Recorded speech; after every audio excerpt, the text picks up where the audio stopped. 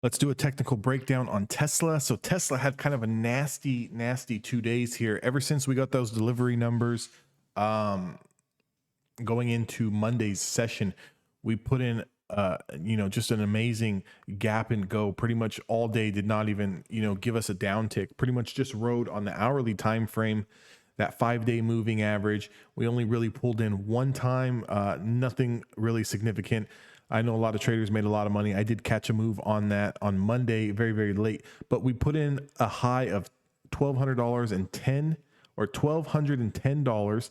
And then today and yesterday, we had a little bit of a pullback. So today we did touch lows all the way of 1020, and that came at around a time of 7 a.m. So just right after the bell opened, we kind of wicked all the way down here, lost this linear regression channel.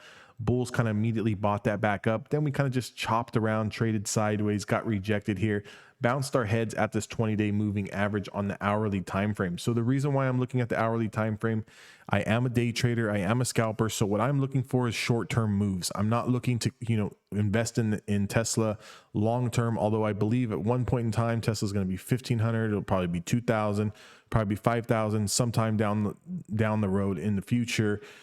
But what I'm really trying to focus on is those short-term moves, those cash flow moves, to where we can get in on a scalp or a day trade and possibly make some money.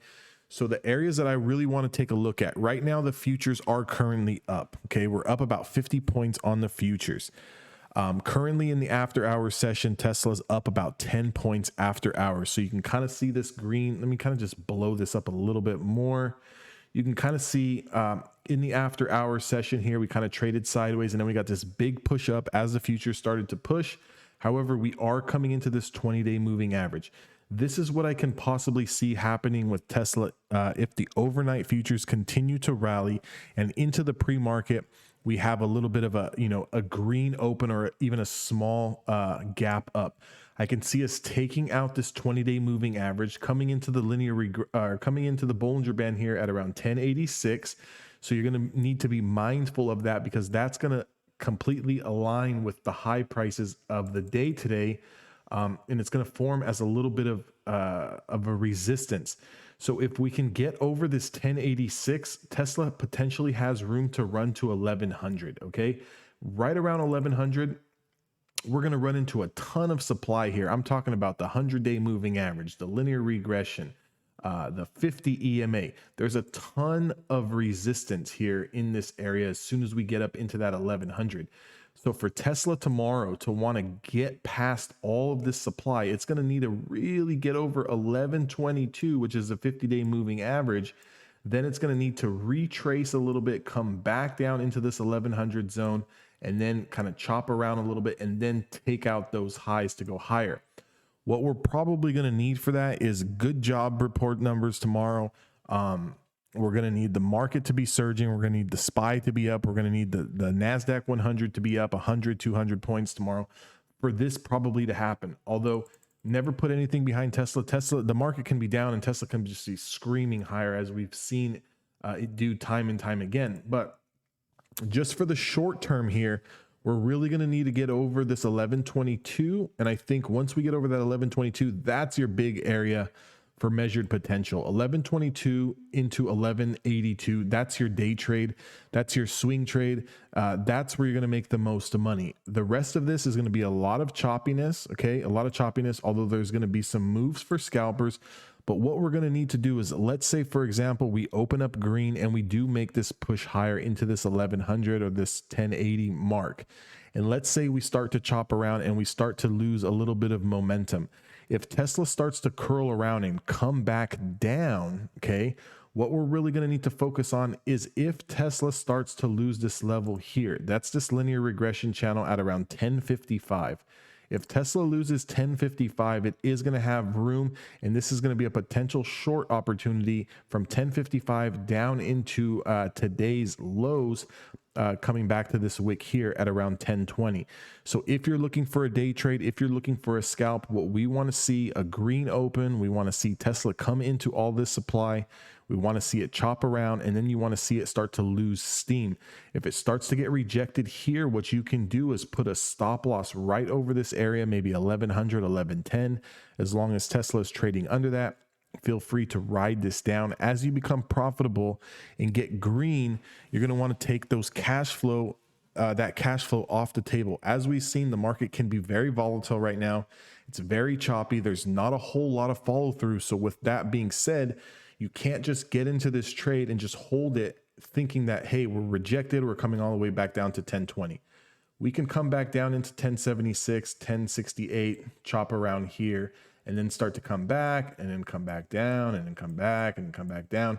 So you don't really want to get into that game where you're kind of just holding through a bunch of chop. You want to see this come up here.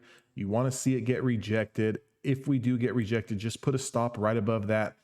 Get short here and ride this down to the downside. As you become green, you want to be taking this cash flow off of the table here, okay? So you're looking to take profits here, you're looking to take profits here, you're looking to take profits here.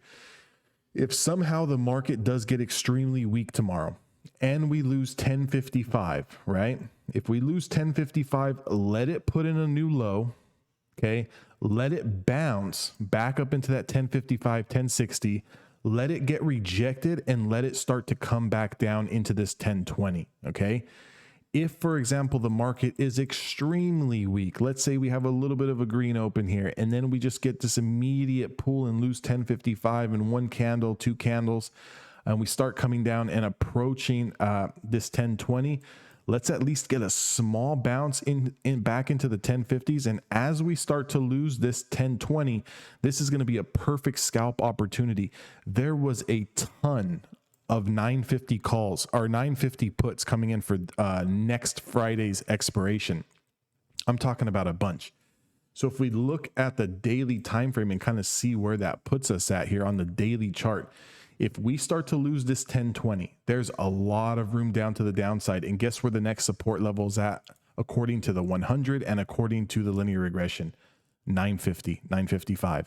So definitely what you want to do looking forward, maybe even into next week, as soon as Tesla starts to lose 1020 and it starts to show weakness, we can take this opportunity to get short or buy put options on Tesla with a potential price target of around maybe 1,000 even, maybe 980s, 975s.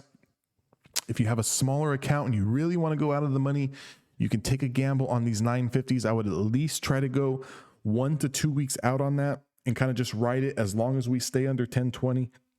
And as long as we stay under the supply zones, the 5 and 10, 20-day moving averages, I'd be pretty confident to hold that. But if the market does get some sort of continued weakness and we lose 1020, your biggest opportunity for the downside trade into 950 is a loss of 1020.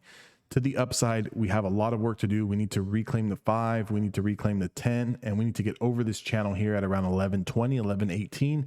I think over 1120, that's when we're going to have that room back up into this 1180. So just keep those levels on watch here.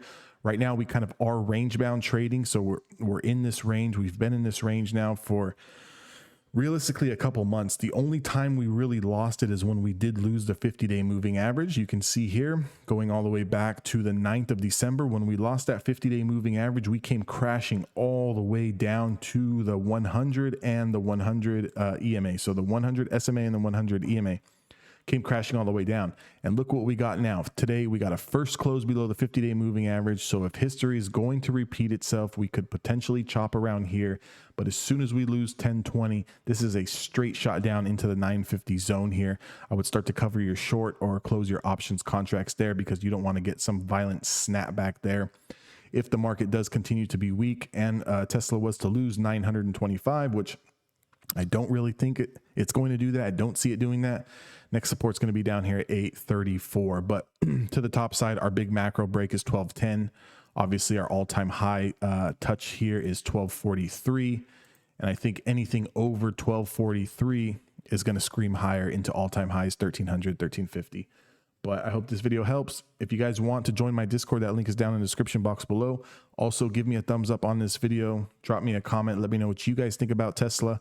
Tesla does have a gap here now that, oh no, it got filled actually. Anyways, leave me a comment, drop a subscribe, and I will see you guys all in the next one.